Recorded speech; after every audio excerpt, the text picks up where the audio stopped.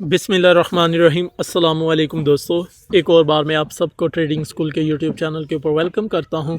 तो आप हमारे चैनल को लाइक करें, सब्सक्राइब करें ताकि क्रिप्टो मार्केट के रिलेटेड जितना भी प्रीवियस डाटा वो आप फ्री गेन कर सकें। आज हम बिटकॉइन का तज्ज़िया करेंगे, इसकी एनालिसिस करेंगे, इसका अगला मूव क्या हो सकता है। हम जैसा कि देख रहे हैं कि बिटकॉइन मुसलसल जो है वो एक अपवर्ड ट्रेंड में है, वो बुलिश मूव में है। यानी कि मार्केट मेकर्स की बात की जाए, इंस्टीट्यूट की बात की जाए, सारे के सारे इंटरेस्टेड हैं बिटकॉइन को ख़रीदने के लिए। और हमने देखा कि ईटीएफ भी अप्रूव होते जा रहे हैं। तो क्या ये अब मुसलसल अपवर्ड मूवमेंट में रहेगा, एक बुलिश मूव में रहेगा, या अब करेक्शन लेगा? सोचने वाली बात है। याद रहे कि जब भी इंस्टीट्यूट बाय या सेल करते हैं तो उनको लिक्विडिटी चाहिए होती है। मेरे कहने का मतलब है कि फॉर एग्ज़ाम्पल अगर ब्लैक रॉक की मिसाल लेते हैं, ब्लैक रॉक कहती है कि मुझे अगर 1 लाख बिटकॉइन चाहिए, तो इसका मतलब है कि मार्केट में 1 लाख बिटकॉइन होने चाहिए। फॉर एग्ज़ाम्पल वो कहते हैं कि मुझे 10 बिलियन का या $2 बिलियन का माल चाहिए, तो उनको ख़रीदने के लिए $2 बिलियन का करंट मार्केट में माल पड़ा होना चाहिए, वरना वो ऑर्डर लगा के बैठे रहेंगे या फिर उन एरिया में मार्केट को मूव करवाएंगे जहां पर ज़्यादा लिक्विडिटी पड़ी होगी। क्यों? क्योंकि उनके ऑर्डर्स के ऊपर वो सूटेबल होगा, उनका ऑर्डर जो है वो फिल हो सकता है। अदरवाइज़ वो ऑर्डर लगा रहेगा, ना उतना माल होगा, ना उनको मिलेगा। तो मसलसल मार्केट एक इस तरह कह लो कि एक बुलिश मूव में नहीं रह सकती, हमेशा करेक्शन करके चलती है, रिट्रेस करती है, बाउंस बैक होती है, फिर मार्केट एक अपवर्ड मूव।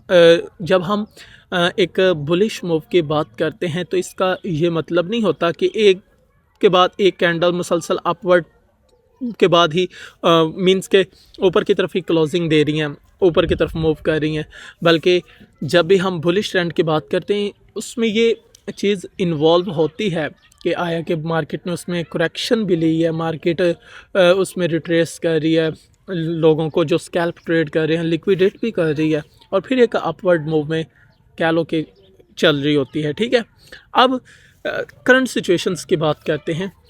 अभी बिटकॉइन आपने जैसा कि देखा $41,730 के ऊपर है, और अगर इसकी बात की जाए तो इसने जो एक नया हाई बनाया है अभी का रिसेंटली, जहां पर लोगों की इसने लिक्विडेशंस को हंट किया है, वो $42,368 है। ठीक है, उसके बाद रिजेक्शन लेके नीचे की तरफ मूव कर रहा है।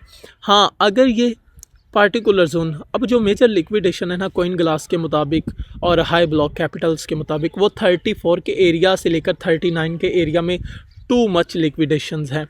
अगर मज़ीद अगर बिटकॉइन पंप करता है तो उससे पहले, पंप करने से पहले इसको 39 के एरिया, 38 के, 34 के, इनके बिटवीन घूमना चाहिए, फिर एक अपवर्ड मूवमेंट शो करवानी चाहिए। क्यों?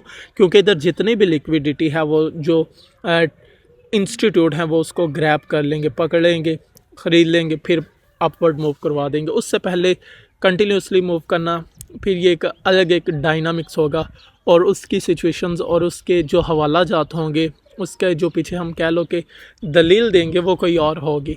ठीक है, ये वाली दलील नहीं होगी, वो कोई और डायनामिक्स को फॉलो करेगी। तो खैर, आपने हर एक चाल को समझना है, इंस्टीट्यूट को की चाल को भी समझना है, और वैसे भी मार्केट का करंट सिचुएशंस को भी समझना है। अब अगर आप देखो ना, $39,937 के नीचे अगर क्लोजिंग देना स्टार्ट कर देती है अभी बिटकॉइन की जो सिचुएशंस है इसके मुताबिक, ठीक है, अगर 39,870, 39,000 के करीब नीचे क्लोजिंग मिलना शुरू हो जाती है कैंडल्स की, फिर हम समझेंगे कि मार्केट अब यकीनन ये वाले एरिया को काफ़ी हंट करेगी, इधर से लिक्विडिटी उठाएगी।